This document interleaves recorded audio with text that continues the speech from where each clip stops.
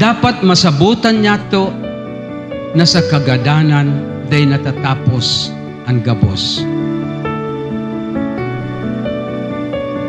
Day natatapos ang buhay niya to, kundi it is just but the beginning of a more beautiful life that God has stored for us.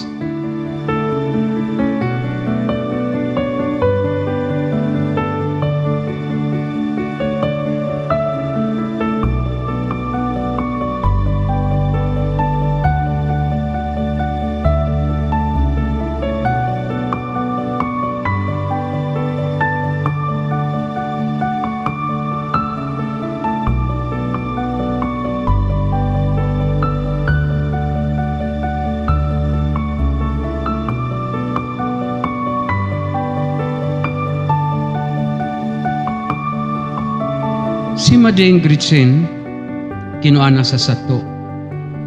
As in, gayod, dahita na siya mahihiling.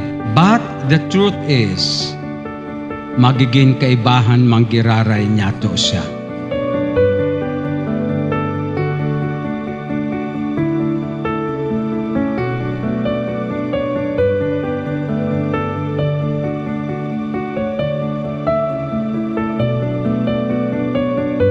Sabi ni San Francisco de Assis, mayo kita nin mabibitbit, pag-atubang ta sa mahal na Diyos, solamente ang mga naginibuhan niya tong karahayan, digdi sa ibabaw nin daga.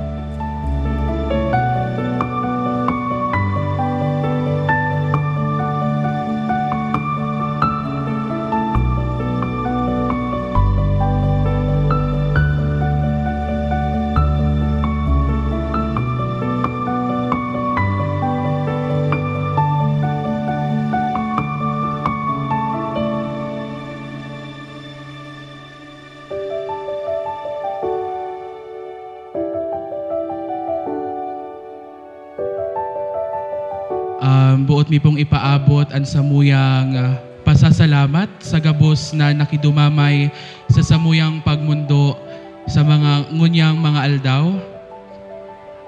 Ki Father Tito Oliva, ang satuyang Mass Presider. Salamat po, Father. Sa mga pinsan ni Mama, sa mga relatives mi sa Badong, and sa mga barkada ni Mama, lalong-lalo na si mga katrabaho niya sa Kasureko. Salamat pong maray sa pag-antabay sa nakalihis na 10 aldaw na burol.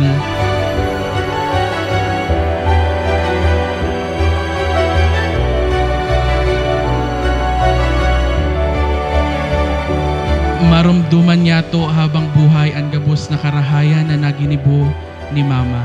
Yan lang po, Diyos mabalo sa Indogabos.